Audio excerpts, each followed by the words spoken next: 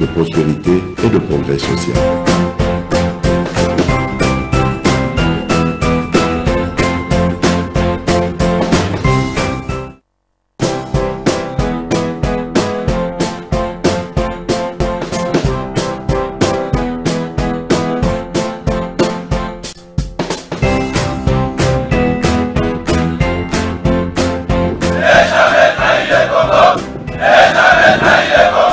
La RDC est une et indivisible. Et la population et tout le monde, c'est qu'il faut tout arrêter pour faire face à cette situation.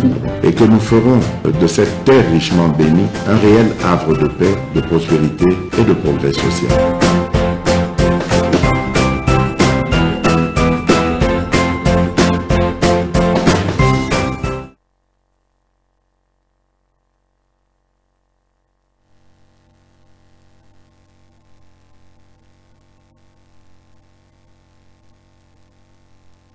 Nabino, merci na confiance pe fidélité bo pesi biso mokolo ya lelo ezali weekend tozane sengo ya ko pesa bino ba information à temps réel bozolanda biso na Kisangani singa boyome kunande makambozo kende mbutu ba politicien biloko edivizaka bango ekomi a ofatia lobi basimba constitution Fayulu alobi mwana sakana na moto okoyoka ndeko zekisa yo Katumbi alobi ki vivra verra nalobeta makambongo solo nabino ndeko na kolakisa bino photo na ye boko mona tokobeta masolo pe na émission azali chauffeur ya Moïse Katumbi je crois na tweet moko ya ba Katumbiste muntu atie photo na ye kubona eza cheche mais kuba cheche ngo na sana na zena finil moko na yaka ya modero lobo ba petit bazote kanini alors donc naga pe kombo cheche wana kuna ndi kumbo ya tumoni ya chauffeur ya Moïse Katumbi. Donc je crois on va on va vraiment koyebisa bino qu'est-ce qui se passe na chauffeur ya Moïse Katumbi ou bozali komona elongi ezali ko apparaître wana nini bazali ko reprocher ye aza wapi ba contre vérité ezali moi mingi Vital Kamerhe soki motema amoni ke bo lekisi. Alors, fallait que mise au point moko na likambo yinda chaque jour rezo kata na lisusuté na likambo ya ba 513 députés. Alors, moteme soki il fallait quand même réagir bokolanda na mission zo fixé pour une de président Assemblée nationale en réalité bafutaka bato combien hein yé moko ko expliquer bokolanda na émission o ya mokolo ya lelo. Alors, Toko Boye Baki, comme annoncé, le président Tshisekedi préside le conseil spécial des ministres à partir de la ville de Kisangani. Il s'agit du 19e réunion hebdomadaire du gouvernement Soumino. Donc, ba ministre Nyons, Bilunonoant, Bazana Kisangani, Fatia Fandi na Bango, conseil des ministres Moko spécial, Ezo Salemakuna, selon les informations Tozui, ba ezali pe lolenge pe tozoyoka ke makambo balobaki ya ba cesser les fans ngerezo ko ya na mai soko bitumbe zo bandele akabujika na mai donc ezali susute makambo ya woto zela boy eza facha lobito fungola yango nyonso ekozala en place. C'est pourquoi ba ministre nyonso ba se déplacer pour retenir que ba yeba kontaka ba conseil eza 19e conseil mais au ba bengi yango eza un peu spécial ba ministre nyonso bazo kendaka Kisangani au président de la République à contenir réunion wana. Donc tokota la ndenge nini makambo ekobima kuna parce que sur terrain boyeba ke Rwanda na ba supplétif na ye ya ba M23 bango pe baza déterminé balobi biso tokoki kotika Congo boye pe il faut aboutir kaka na dialogue. Bon selon bazo la dialogue eza po baya bakamata ba militaire oya ba Rwanda ise kotie belea wa babwaka bango na ba militaire na biso boyebi ke schéma ya Rwanda et zali koko même peu très lourd, très compliqué. Vérité mon côté en tout cas ezo salema na nzela niwana donc ezali quelque chose oyo biso tokoki penza ko lobela na yangote. Donc pour le reste nous allons voir comment ici il y a conseil des ministres wana très spécial 19e oyo kozala na Kisangani. Nous osons croire comme d'habitude que ministre Nabiso ya communication Patrick Mouyaya a kosala compte rendu, mais nous vous disons que cette réunion se tient dans le contexte politique et aussi sur le plan sécuritaire. Les politiciens bazali penza côté les mapona kosala ba biloko wana na émission oyo Bokolanda réaction topé maye président de la République démocratique du Congo Félix Tshisekedi à lobby na oyo Italie constitution. Alors il est parmi le professeur oyo bazo pesanga cours ya droit constitutionnel na mona gananga Congo mais magona sekaka po ndenge to discuta na Jacques Njoli ngana tuna ye mituna na auditoire sur la constitution na makambo ye koloba ay biluno nanti le constitution Jacques Njoli. La constitution du 18 février 2006 a atteint sa maturité et mérite d'être évaluée. Donc Jacques Njoli lobby constitution et coli penza vraiment et bimisi mandef sikogo ya tumeka kabemo ko simba yango. Donc Jacques Njoli vraiment azali d'accord na likambo wana. Alors Gilles Alingeti sengi na gouverneur Bumba peut à épirer 5 mois de salaire. Il y a ancien ministre provinciaux ya Gentini Ngobila boba vérité pe ezo le bama moi mingi et il paraît o banana si zela eza ebele mbongo ngo eza pe tomoni mukanda vraiment ya Gilles Lingeti komeli bandeko wana po baluka ndenge nini ba koki kofuta mambongo na bango. Est-ce que vieux Bumba pour les intimes, est-ce que yepe akokende na bango na nzela wana? En tout cas ngaye total kaka ndenge makambo wana makolekela. Martin Fayulu a répondre pe na Maye Félix Tshisekedi à lobby. Je vais vous lire ici réponse à Didier Martin à lobby. Félix Tshisekedi joue avec les faits comme un gamin. Nous ne laisserons pas toucher la constitution. Le peuple a besoin de l'intégrité territoriale, de l'éradication de la misère, de la sécurité et le respect des droits humains. Des institutions légitimes issues des élections crédibles. Pour cela, il nous faut la cohésion nationale. Ce n'est pas à cause de la constitution actuelle que plus de 115 localités du pays sont sous contrôle des forces extérieures et que le gouvernement se distingue par la gabegie financière. Selon Didier Martin à lobby, Félix Tshisekedi Azo Sakana, quand il a parlé à Makambo Matali Constitution, selon lui, Tshisekedi Ako Sakana na moto lokola mwana muke. Alors, pour naye peuple azana besoin ya mabele na ye nyonso ezonga na contrôle ya l'état. Peuple azana besoin misère pasi esila ya misato. Peuple azana besoin azala sécuriser ya 4. Peuple azana besoin ba respecter droit de l'homme. Donc pour naye peuple a besoin de cohésion nationale. Fayolo a lobby Tshisekedi azo mikosa waya akomona ngo ipe akafukumbata ye pa sentir ngo que non eza likambo mususu likaniswani azokanisa ke akoki ko réviser constitution Martin Fayulu alobi amike bilanaye en tout cas pour lobilu 90. Alors et ce que wana te mususu peut réagir kombone nan Moïse Katumbi Tchabou. Alors boka pe maloba lobi changement de la constitution.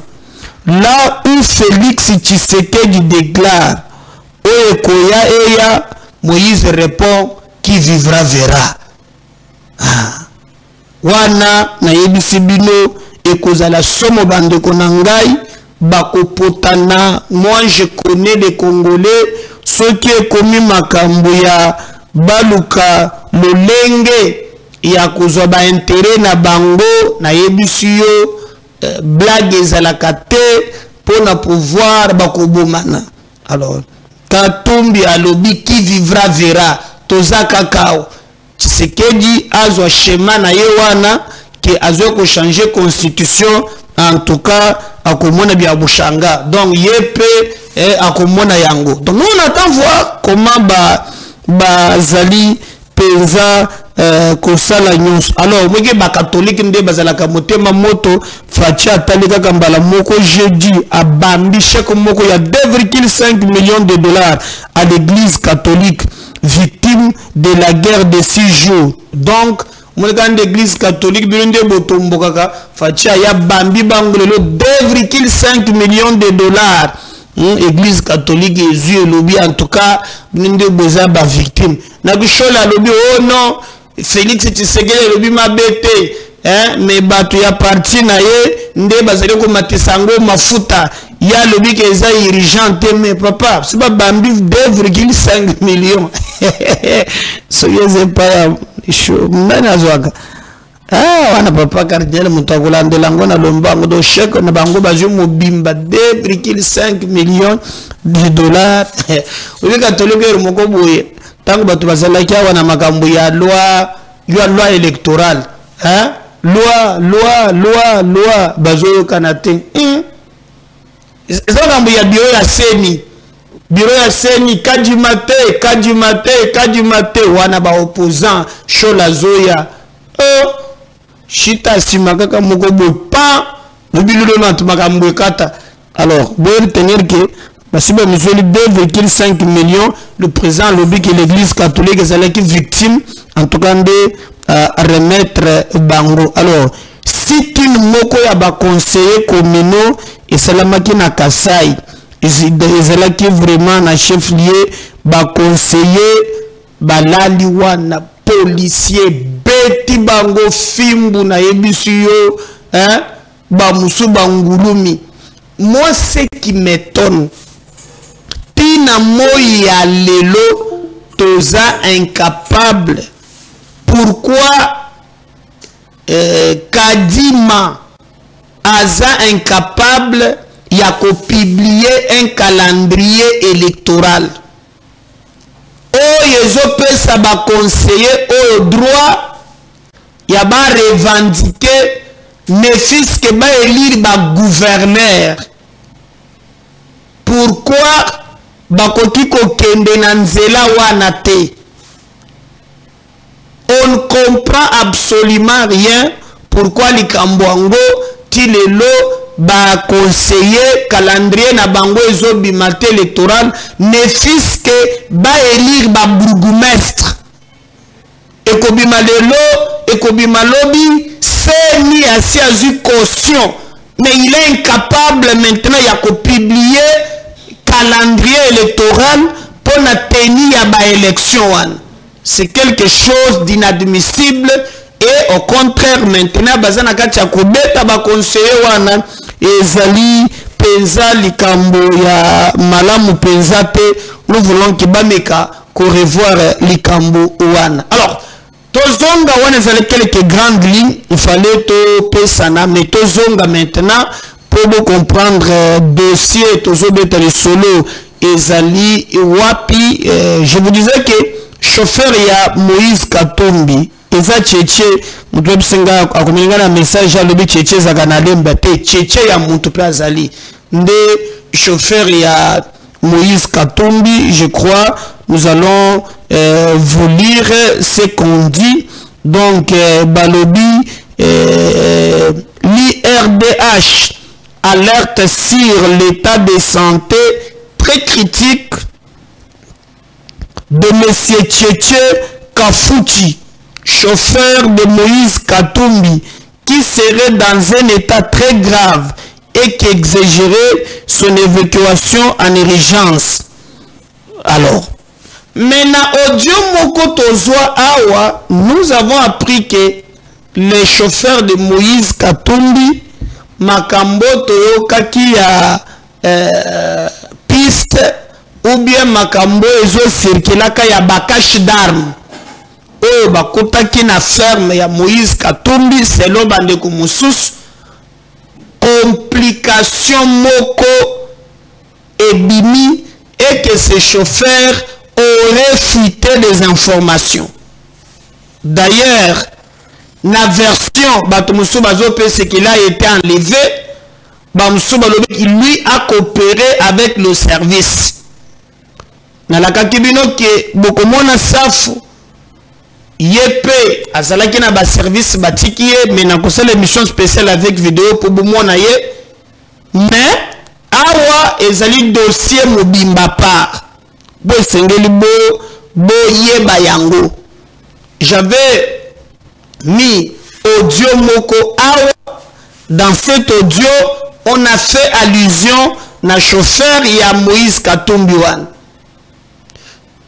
Alors ba proche na ye balobi non version waneza yangote, il est très malade, bakangie na ba service bazo senga ba évacuer ye libanda. Mais ba source muso balobi yende tango babandaki kolandela kofile bazuye et en contrepartie il a collaboré parce que même na babisike belé bobombaki babiloko ye muto asungi po te ba vérité yebana nde bomoni même baketi ko découvrir plan o balingaki basana nango piste ya baje bandaka kokita donc makambo belé et bimi na lolenge o yepe apeselaki pe ba révélation. Donc mais bamusu balobi non, il est très malade.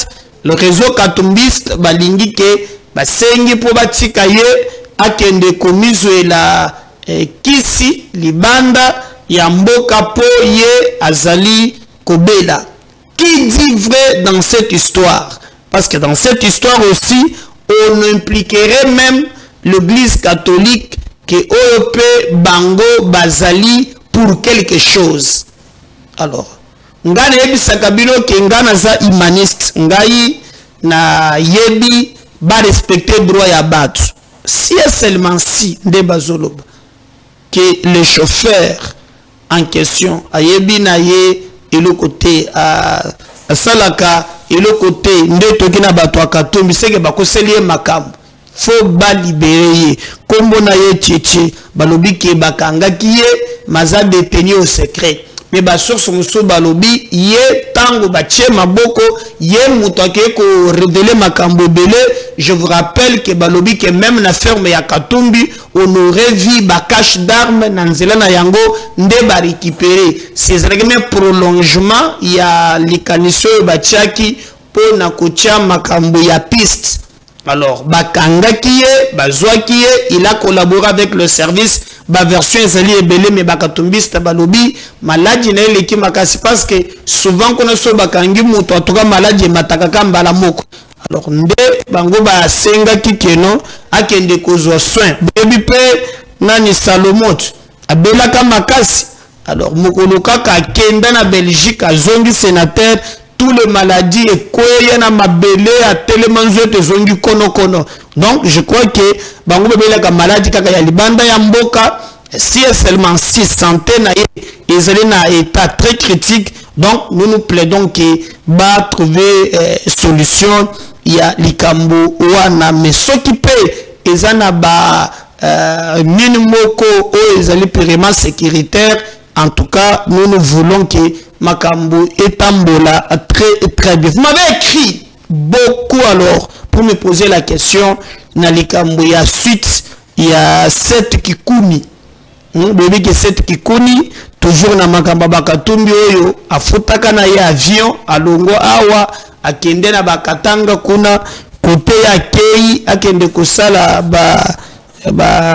biloko moko oyo ezalaki vraiment anormal akoma kuna epesi un peu retour et 7 kikuni bakangaki ye mais sima kokanga ye en tout cas toyo komona ki a se retrouver na maboko ya bazuzi ba sambisi.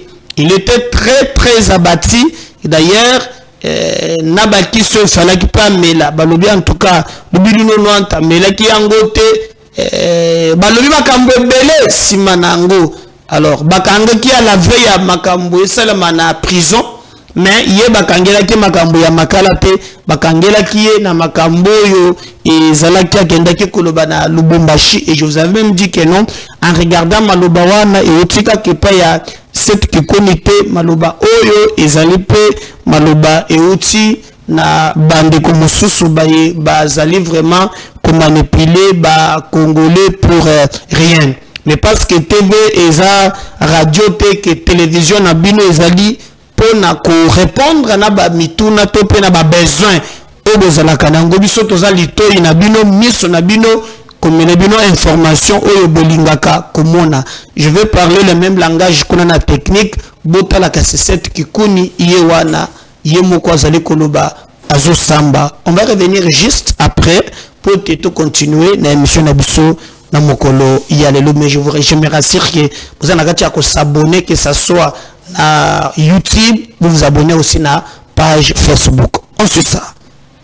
Pour l'émergence, n'a pas eu peur d'affronter la justice. 7 Kikuni a comparu ce mercredi 23 octobre devant son juge naturel qui est le tribunal de paix de Kinshasa-Gombe en audience foraine à la prison centrale de Makala en présence de son épouse et des cadres de son parti politique. Au cours de cette première audience, l'opposant Kikuni a démontré toute la maltraitance qu'il a subie pendant 28 jours à l'ANER depuis son arrestation le 2 septembre. Ils ont formulé des accusations, le ministère public a formulé des accusations. Je voulais un peu clarifier les choses sans entrer trop dans le fond et parler du contexte de mon arrestation, parce que j'ai été arrêté quand même le 2 septembre et j'ai été brutalisé, séquestré comme un terroriste dans les cachots de l'ANER, qui, à travers son AG, reste un OPJ à compétences restreintes.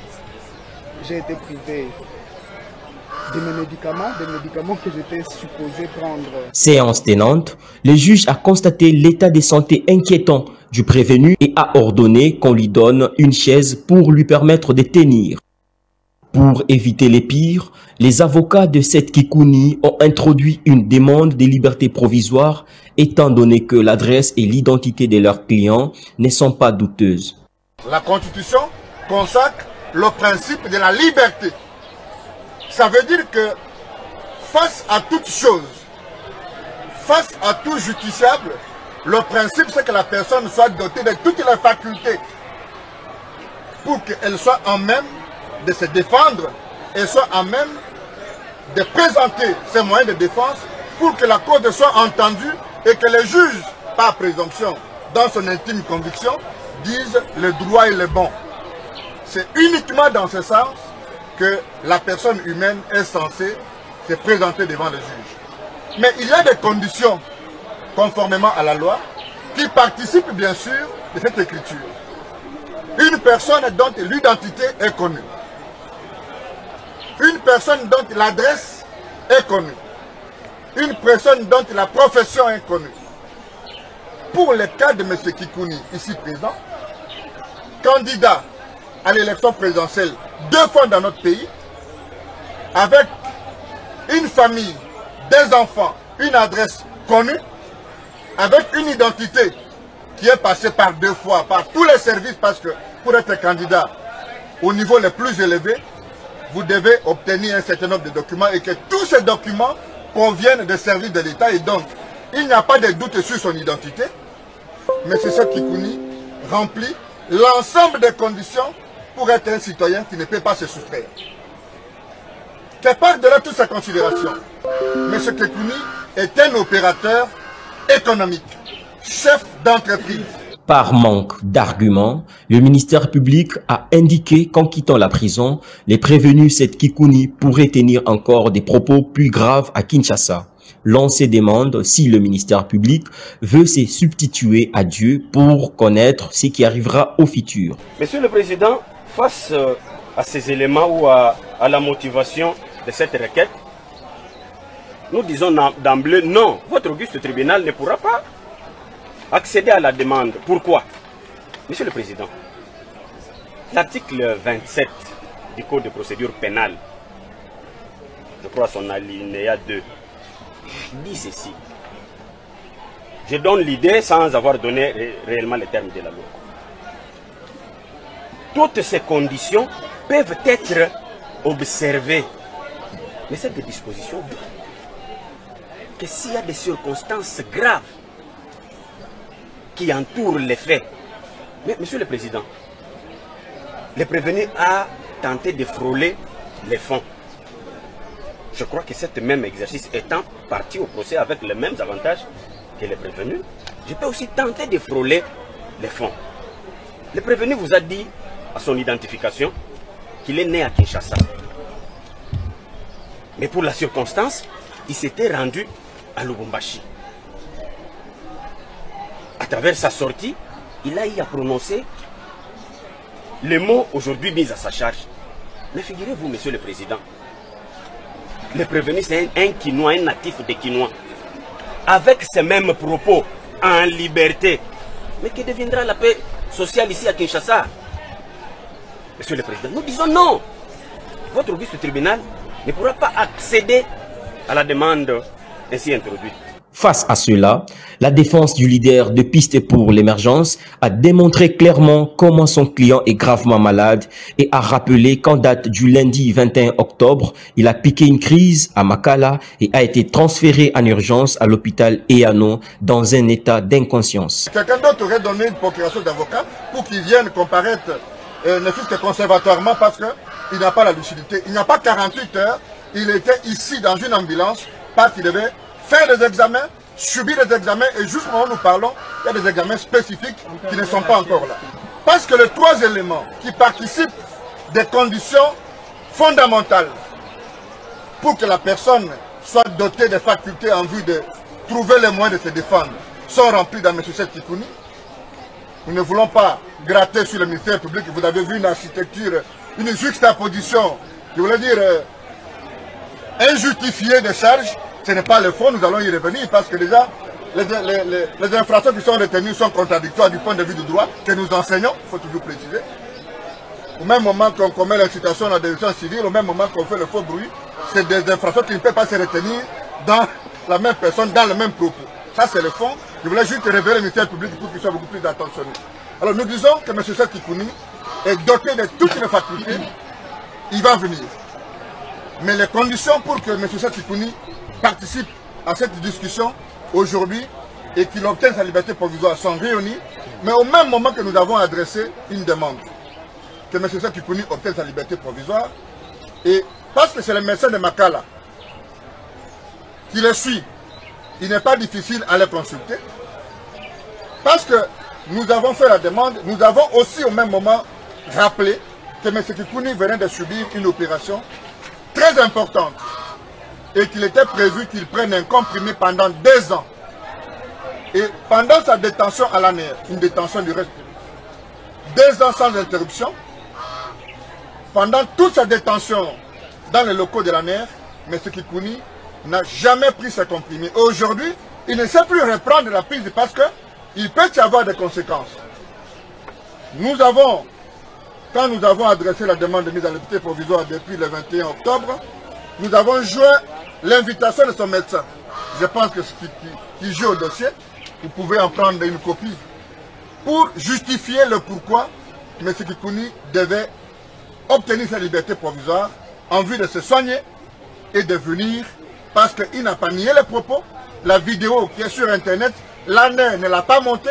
L'ANER n'avait pas de caméraman dans la salle de conférence. C'est la vidéo montée par le service du parti Piste dont M. Kikouni est président.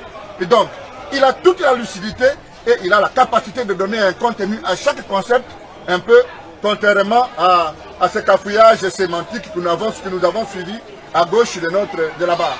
Le tribunal a pris l'affaire en délibéré et va se prononcer sur la demande de liberté provisoire dans 24 heures. Quant à l'instruction, elle se poursuivra le mercredi 30 octobre 2023.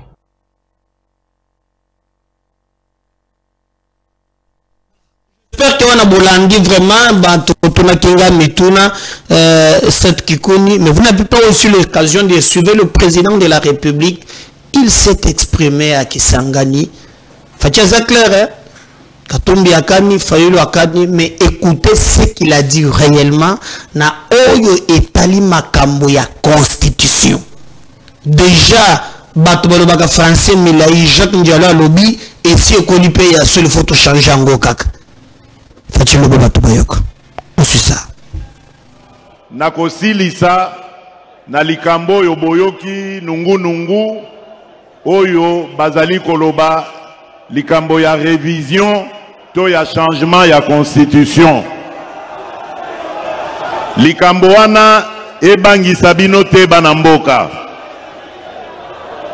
constitution na biso ezali malamu te constitution na biso ezali kosenga bana mboka o bazali na mayele bafandela yango bakoka kotala likambo wana.